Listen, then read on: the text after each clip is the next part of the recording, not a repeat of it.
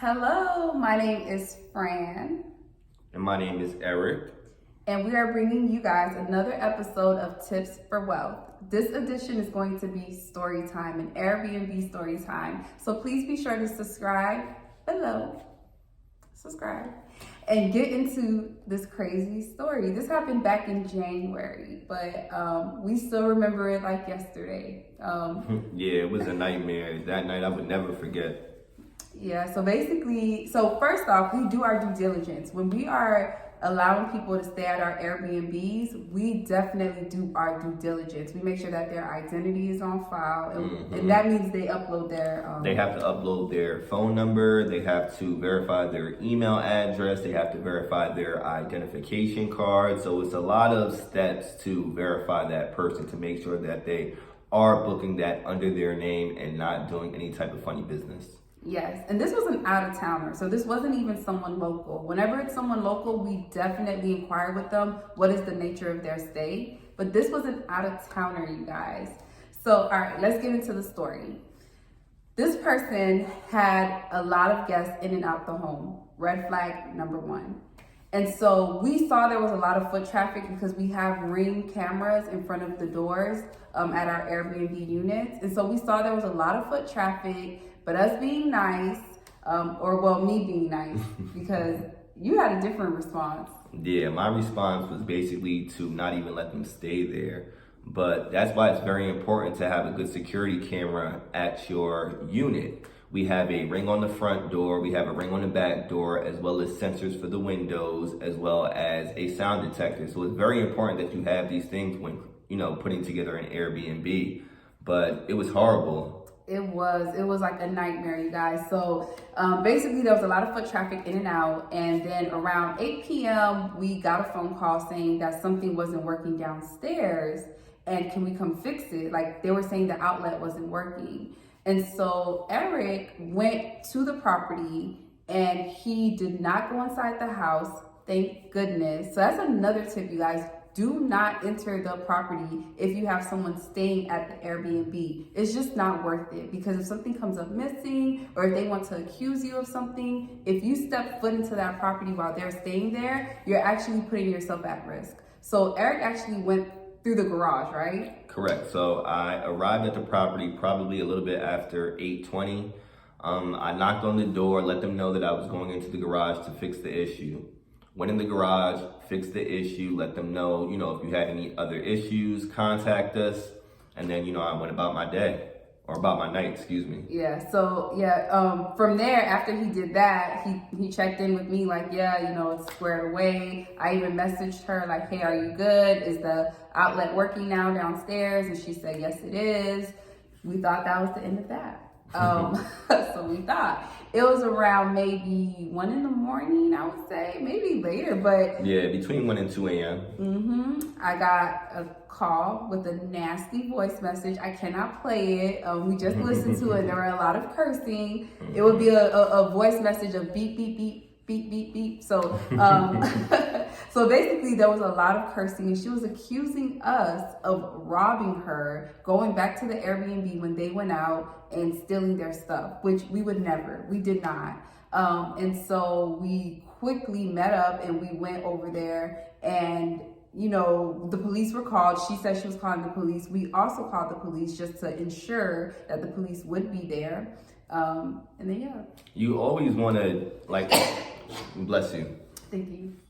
Even if they say they're going to call the cops for whatever reason, if somebody broke into the house, you always want to dot your I's and cross your T's. So, it's in your best interest to make sure that you have your paperwork and have your own police report separate from theirs. And yeah, it was just a horrible experience. They say that somebody broke in through the back and stole all of their luggage as well as other items in the house.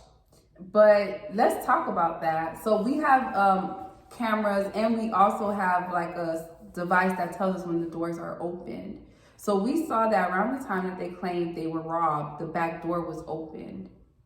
So if the back door was open and the people went into the home, because two guys did go into the house and they grabbed the TV, so they stole the TV from us. That's another thing. Make sure your TVs are mounted. We have, I believe, 5 TVs in that unit, and 4 of them were mounted. The 4 that were mounted did not even get touched. The one that was not mounted got taken out the house. So remember, always mount your TVs. Definitely, because the time and effort that it takes to take a TV from being mounted, you know, the average person wouldn't do that. And so, yeah, this TV wasn't mounted. They stole the TV and they walked out with luggage.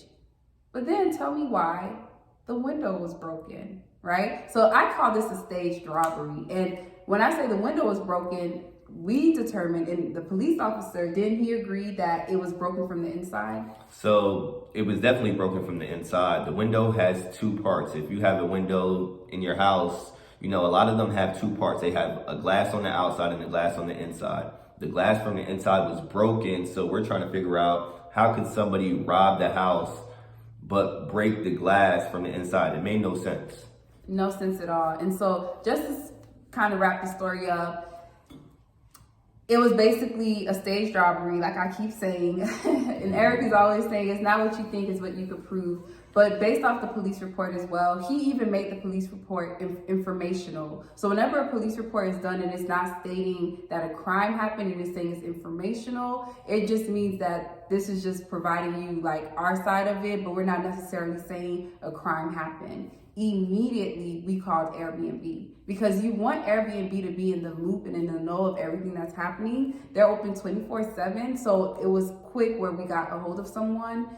And at this point, you know, the young lady that was going through all of this, who did the booking, she's yelling, she's cursing. It just was not a pleasant situation at all. But yeah, so from there, what happened? I'm trying to remember, because it was back in January.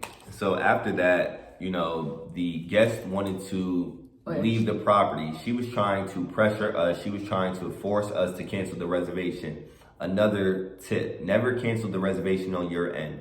Let the guest cancel the reservation on their end, and based on what your cancellation policy is, we have a video after that about that, will determine if you get the money for the stay or not. So remember, never cancel on your end. Let the guests cancel themselves. And she was trying so hard to pressure us to do it. And we're like, nope, you need to call Airbnb. And that was pretty much the end of that scenario, because we just had to leave the premises. And oh my goodness, I have to throw this in there. We were saying, okay, well, can they just leave now?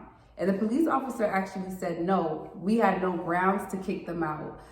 He said they would have to leave on their free will, because now this is a civil matter between us and Airbnb and the guests. So that's another thing to keep in mind. You can't just kick someone out. And that was really interesting. I mean, we're in the state of Georgia. I don't know if your state would be different. Definitely do your research.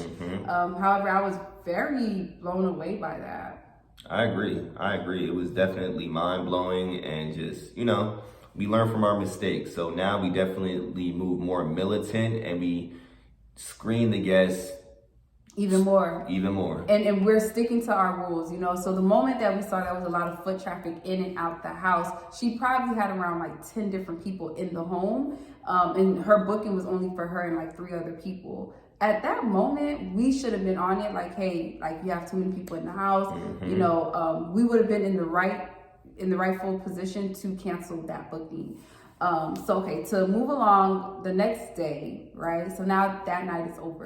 The next day, my device that we use is saying that the front door is open. I'm thinking, wow, the front door is open. Like, it's 8 a.m. The front door is wide open. So I'm looking at the camera and I'm like, okay, well, let me backtrack to see how long has the front door been open. The front door was pushed open, and it stayed open basically from like 5:30 in the morning to like 8:30 in the morning. I had to phone a neighbor and ask them if they can go over there and close the front door. So that's how that ended. In regards to just them leaving, they left. Luckily they left, you know, the house still kind of intact. Like, it wasn't like terrible, but I feel as if them leaving the door wide open was so maybe someone could rob us. Like, they probably really wanted a robbery to happen. And so then from there, we had to go into making the claim. And that will be another video, because I don't want to like cram too much into one video, but then we did have to make our claim, because the damaged window. Some of our stuff was messed up, the stolen TV. We definitely needed to make a claim. Tune in for our next video.